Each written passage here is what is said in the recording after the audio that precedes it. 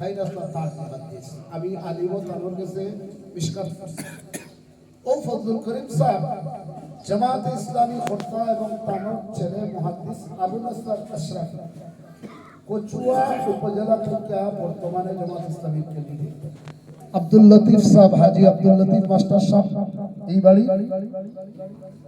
আর খানগঞ্জর শিবিরের নেতা ফারুক ভাইয়ের বাবা আব্দুল করিম মাস্টার সাহেব, আর আখলাকুল আম্বিয়া চৌধুরী একজন আসলা সাহেব বেশ মোটা স্যার চৌধুরী স্যার আমরা ডাক্তার তানোর বাড়ি আছে ফেসবুক ও 3 স্যার আর 2 হুজুর ও 5 জনে জামাত ইসলামী।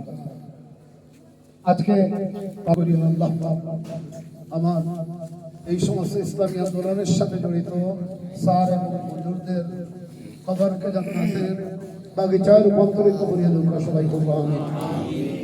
আমি অত্যন্ত আপ্লুত। আমার